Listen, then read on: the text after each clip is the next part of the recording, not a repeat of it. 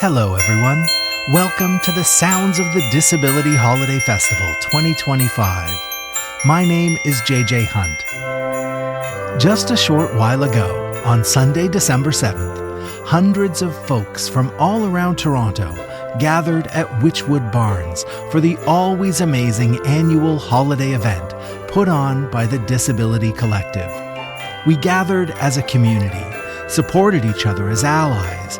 We ate good food, met friends new and old, did a bit of holiday shopping, and listened to performers from within the community. Today on the podcast, we're going to highlight those amazing performers who set the tone for the entire event. I'm going to play a selection of songs performed over the course of the day, some recorded at the bustling market inside the barns, and some recorded beside the campfire, outside in the caroling and choir tent. You're going to hear songs from the McGregor Carollers, Gabriel Kerekes and the All Angels Jazz Band, the Epic Choir, Elisabeth Dorian, and Elsa and Anna from Frozen, who performed in English and ASL. Then, I'm going to share an original story that I wrote and performed as part of the described walking tour of the festival this year. A description-rich holiday story that takes place in Wychwood Barns. I hope you enjoy it. Hi there, my name is Titus. Hello, I'm a member of the Epic Choir. I am descended from white folks. I am a white folk myself. Transmasc, non-binary, queer, lesbian.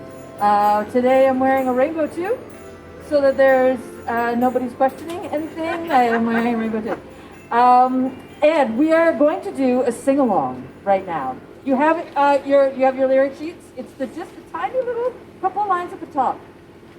And it goes. Is choir ready? Hey ho, nobody home. Eat nor drink nor money have I none. Yet will I be merry, merry, merry. Hey ho, nobody home. Okay, so we're gonna just sing the first line together. Hey ho, nobody home. Repeat. Hey ho, nobody home. Great. Second line, I'll sing it and then we repeat. Eat nor drink nor money have I none. Everyone? Eat nor drink nor money have I none. Then our fancy third line, which goes, yet will I be merry, merry, merry. Yet will I be merry, merry, merry. And we bring it home with the first line again. Hey ho, nobody home. Hey ho, nobody home. Okay, let's try this all together. We're going to sing it through twice. All together. Before we do any splitting up. Okay, ready? Hey ho, nobody home. Eat nor drink nor money have I none. Yet will I be merry, merry, merry. Hey ho, nobody home. Again. Hey ho, nobody home. Eat nor drink nor money have I none. Yet will I be merry, merry, merry. Hey ho, nobody home. Great. Okay. So now we're going to do our splitting up, our round. Group 1, Group 2, Group 3. So we'll sing together one time. And then Group 1 starts 2, 3. We're going to sing the whole thing through 3 times. And you come in when I say, hey ho, nobody home. Next group, hey ho, nobody home. And I will direct you as well. Okay? So here we go all together. Through one time. And then we go. Hey ho, nobody home. Eat nor drink nor money have I none. Yet will I be merry, merry, merry. Hey ho, nobody home. Group 1. Hey ho, nobody home. Group 2. Hey ho, nobody home. Group 3. Hey ho, nobody home. Yet will I be merry, merry, merry. Yet will I be merry, merry, merry. Hey ho, nobody home. Yet will I be merry, merry. Yet will I be merry, merry, merry. Yet will I be merry, merry, merry. Hey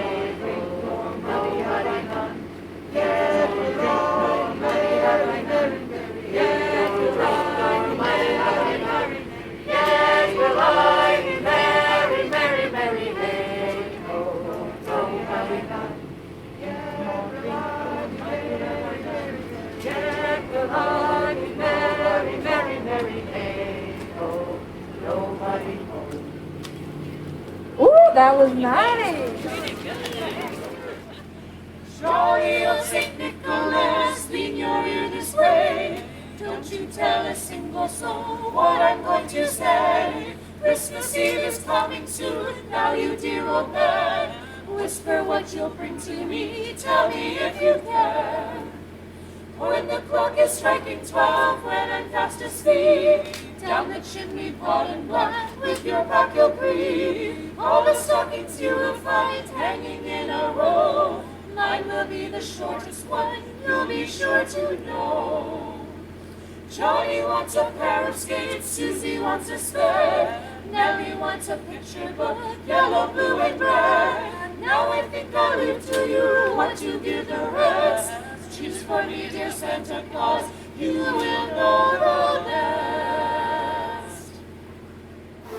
So once we returned and Anna was all happy again, I locked myself in my room to keep Anna safe. But every day she would knock on my door, and do you know what she would say? That's right, she'd say, "Do you want to build a snowman?" And I would always say no. But many years passed, and there was a very special day, and this was Coronation Day. I was to become Queen of Arendelle. We were very, very excited, but I was very nervous.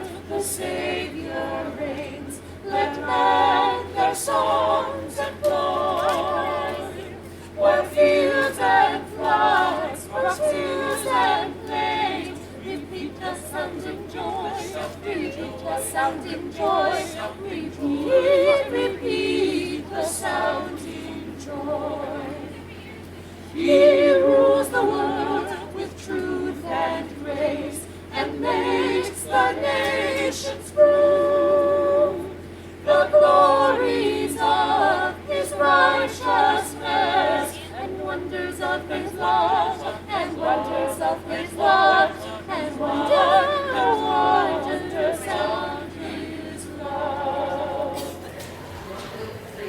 I'm Elisabeth, and I'll be playing a few Christmas songs and a few original songs today.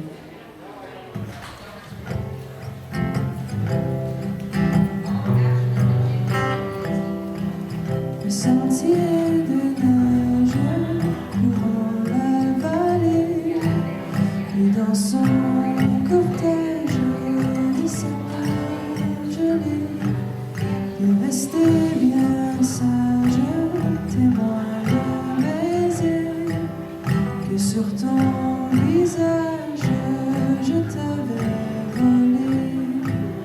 Des flocons de neige courent à tes cheveux, et la lune beige nous rendait heureux. Je t'ai dit je t'aime dans la paix des bois, la neige en poème fondait sous nos pas.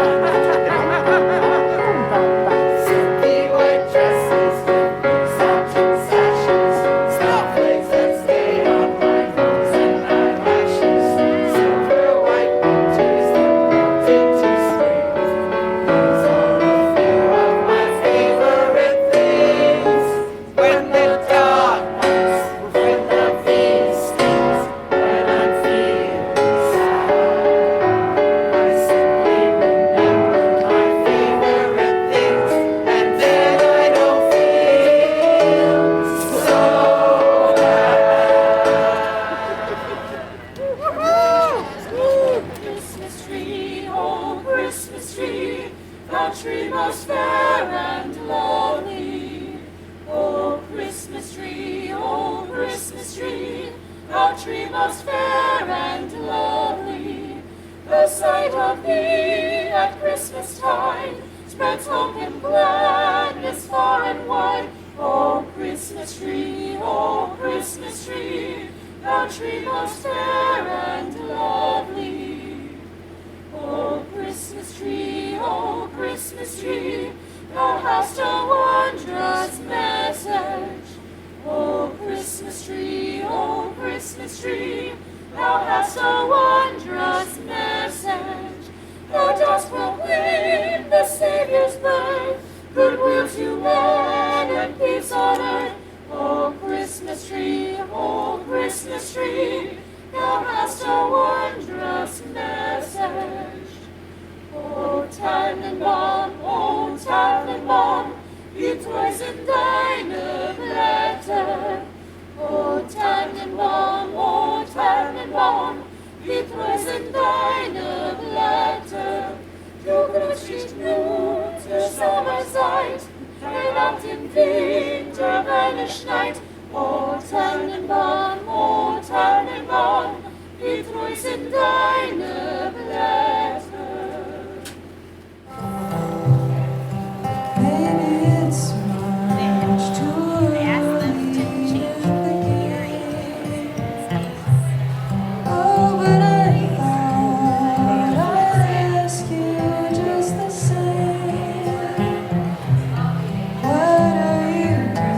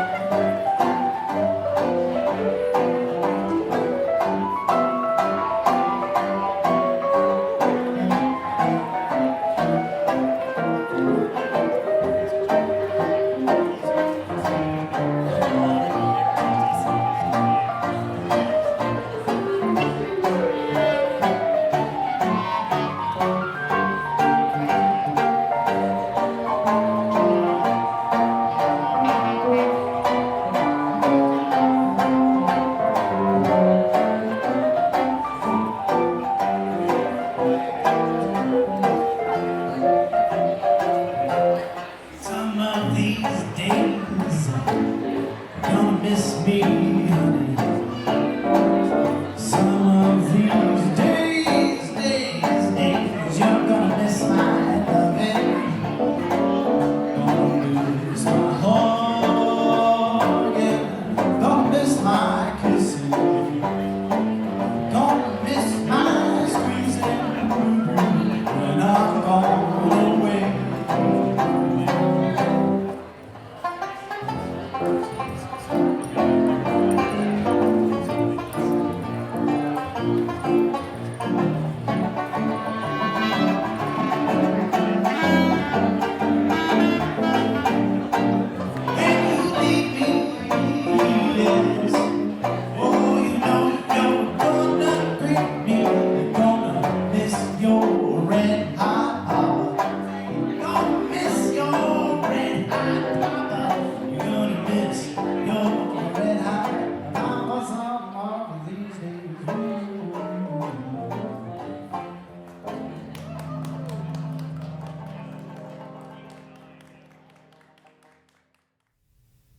Max and Andy flopped into the snowbank at the edge of the freshly shoveled rink, steam rising from their sweaty woolen toques.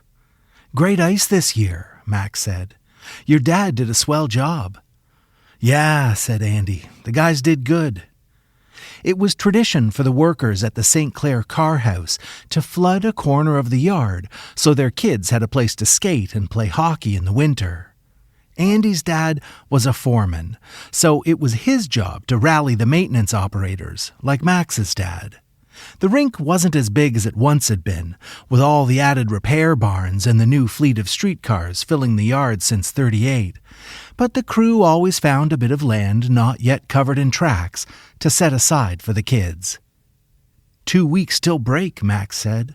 "You got a tree yet?" "Yep," said Andy. "Got a little one from Lemner's couple nights back." I seen he had some good ones," Max said. They slowly sank into the snow, heads back, peering through the overhead grid of streetcar power wires to the gray clouds belching from the big brick smokestack. The clicking sound of wooden sticks on the ice and their friends' non-stop razzing, sharp and clear in the crisp winter air. "You gonna get a present?" Max wondered aloud. His family didn't do Christmas, so he always had lots of questions for Andy. "I guess," Andy said. "Socks or like a book or some pencils or something. You know." Max knew. Neither of their families had much money, so they never got big presents like the gleeful kids in the radio ads. Max kicked at the snow, scraping the frozen ground with the heel of his skate blade. "We should do presents," he said. "What?" Andy sat up fast. "What do you mean, do presents?" "We should give each other presents. I'll get you one, and you can get me one." "Serious?" "Serious." Andy was overcome with excitement. He'd never given a big gift before. Sure, he'd made his mom some cards and he'd whittled that duck for his dad that time, but a real adult present, a proper Christmas gift, all wrapped in nice paper, delivered with a smile and a "Merry Christmas," maybe beside the tree all covered in lights, while a Christmas song played on the radio. He'd never done a present like that. "Yeah," Andy said through his grin, "let's do it." The boys pulled on their boots, jumped to their feet, and sprinted across the yard, leaping over rows of tracks, darting between the big red streetcars with their dented fenders and broken windows. They pushed open the great wooden door at the end of barn number 3 and tossed their borrowed leather skates into a big wooden apple crate full of boots, mittens, and hockey sticks left in the corner by the Salvation Army. "Bye, Dad," Andy yelled. "See you later, Dad," Max said. They ran home side by side, crunching snow beneath their feet. Max to one end of their street, Andy all the way to the other. Max was stumped. This whole present thing was his idea. It was all he'd thought about since the library set up the tree by the fire in the reading room. All those picture books of kids surrounded by mounds of presents, the smiling moms in the magazines, and the gifts to make for dads in Popular Mechanics. He'd known Andy would go for it. He'd be as excited about presents as Max, no question. Andy was his best pal, always had been, and Max wanted to get him something great, something that would make him smile like the dopey mannequins in the department store windows. And he knew just what to get him, the perfect gift, a brand new thermos. See, when Andy's dad was bumped up to foreman earlier in the year, he'd gotten a new lunch pail to go with the job. A shiny green metal lunch pail with a matching thermos that clipped into the smooth, rounded lid. So Andy got to have his old lunch pail. Oh, he loved that thing. He didn't care that it was covered in dents, or that the black paint was peeling, or that one clasp was broken. He had a proper tin lunch pail, just like his old man, the foreman. What Andy didn't have was a thermos. A new thermos would fit right in that lid, nice and snug, no matter how dented it was. Lemner sold the perfect one, a red plaid thermos with a black cap that doubled as a mug. It would make Andy beam like a kid in a catalog. Max was so excited about the prospect of an honest-to-goodness gift exchange that he'd forgotten one small thing. He was broke. If he stopped going to the movies or didn't buy penny candy for a year, maybe he'd have enough to buy a real nice present. But there were only 2 weeks till Christmas. His piggy bank was empty, not a rattle to be heard. His mom and dad sometimes let him keep a nickel when he picked up the milk or butter from Lemner's, but he didn't have a grandma or an auntie who sent him birthday money or anything. Sure, his uncle was great and super generous, but what Max needed was cold hard cash, not those train tracks he mailed up to Toronto one piece at a time. See, where Max's uncle was from, in upstate New York, the grocery store had this promotion. When you bought groceries, you collected stamps, and when you got enough stamps, you could trade them in for a collectible prize. Dishes in a dish set, encyclopedias, collector cards, that kind of thing. Max's uncle always chose a prize from the train set. Every couple of weeks, he'd get another piece of the track and mail it up to Max, his favorite nephew in Canada. Sometimes it was a straight piece. Sometimes it was a gentle curve. Sometimes it was a switch, a track that split into a Y shape so that trains could head off in 2 different directions. Or a double wide piece with 2 tracks side by side, a siding, just like the tracks that covered the yard at the car house. Max had been getting tracks in the mail for over a year, and he had just enough to make a full connected train set. Well, a train set without any trains anyway. It was the only thing of value he had. So there was only one thing to do. Max went to the kitchen, found a near-empty tube of Quaker oats in the cupboard, and dumped the last of the grains into a pot. He took the cardboard tube back upstairs and filled it with every piece of track that he had. He pulled on his jacket and toque, tucked the tube under his arm, and marched up to Lemner's on St. Clair. Andy was struggling. Right from the start of this present plan, he knew he'd have to make his gift for Max. Buying anything good, let alone great, was out of the question. And Andy wanted Max to get a really great gift. Andy spent half a week trying to think of a dandy idea, but nothing seemed right. The 2 buddies had been playing and running around and making stuff together since forever, so none of Andy's usual tricks would do. He couldn't whittle him something or fix his bike or paint him a picture. Max had seen all that stuff before. It was all old news. Andy needed a brand new gift idea that would blow Max away. Something that would make him as excited as those train tracks he got in the mail from his uncle. Those train tracks. The ones without a train. Andy got to work, drawing schematics and making pencil sketches in the back of his exercise book. He'd need to get the sizing right, and he'd have to make real working wheels, perfect and smooth, but he could do it. He was sure of it. He found some old cardboard in the basement, behind the furnace, and he started cutting the pieces for a train engine. But when he tried to glue them together, the whole thing fell apart. A cardboard train was too fragile to be built, let alone played with. He wanted to make a train as sturdy as the streetcars his dad worked on. A train that could roll smoothly along the tracks, even in deep snow, unafraid of the elements or the strong grip of kids at play. It had to be tin. It just had to. And it shouldn't be a cruddy old steam engine. It should be a shiny red streetcar, just like the ones that leave the barns after repair. His dad had lots of tools, and there were boxes of hinges, nails, and scraps in the basement. But sheets of metal, they were hard to come by. There was only one source of tin that Andy could think of.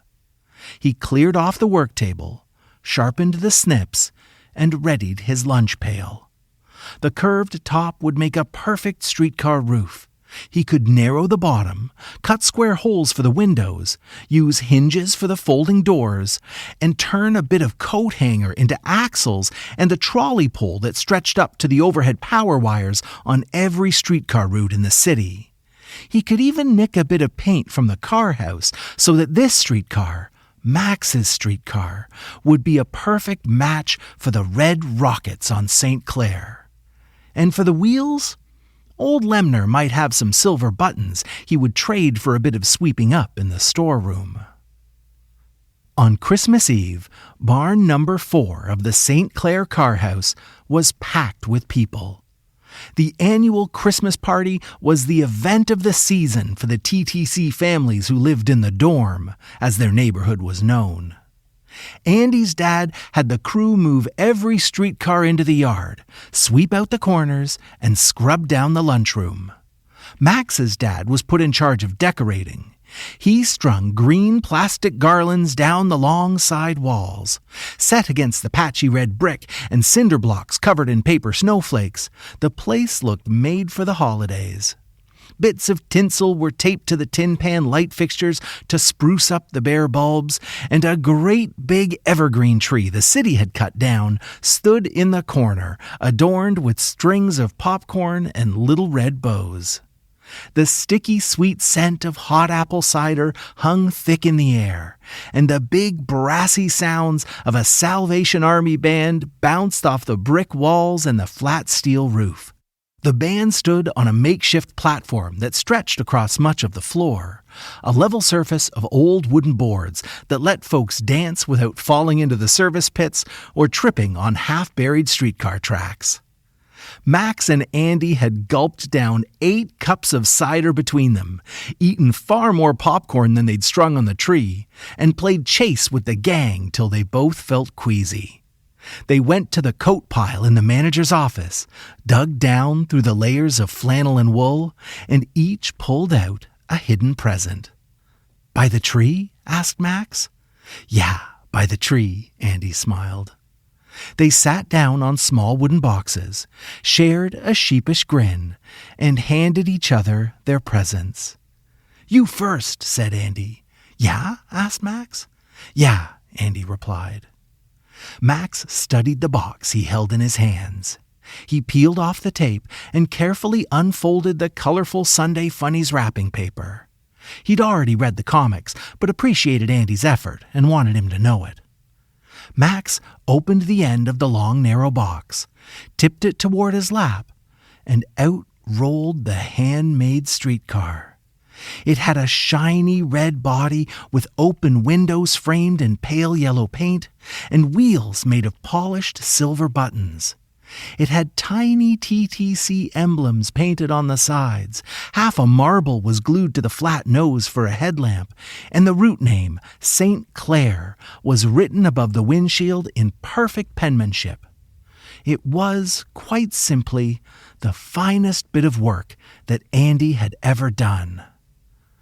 "Wow," said Max. "It's amazing." I used real paint from the shop, so it's the perfect color, Andy told him. And I was real careful with my measurements, so it should roll on your track no problem. My track? Yeah, the train track from your uncle. This can be the first streetcar in your set. Oh, said Max. Yeah, my train set. The smile slid from his face, and his eyes began welling with tears. Hey, Max said quickly, trying to recover. It's your turn. You open mine now. Andy lifted his cloth-wrapped present and untied the red yarn bow. My mom will want that tea towel back, Max said. Yeah, I know, Andy told him. Inside the layers of rolled-up linen, Andy discovered the thermos. It was the nicest, newest, most thoughtful thing that anyone had ever given him. And it made him feel sick to his stomach. It'll fit in the lid of your lunch pail. I checked at the store. And the cup on top has a little handle like a proper mug. Not even your dad has a thermos like that. He doesn't, Andy said. It's perfect. The two friends sighed and sat on their boxes beside the decorated tree, heads hung low, staring at the gifts in their motionless hands. Brassy horns and caroling voices rang out through the old brick barn. Golden light shimmered off of bits of tinsel. "Merry Christmas," said a familiar voice, breaking their shared silence. "Mind if I join your gift exchange, boys?" Max and Andy both looked up. Standing beside them was old Mr. Lemner, a twinkle in his eye, dimples on his smiling cheeks, and two wrapped presents cradled in his arms.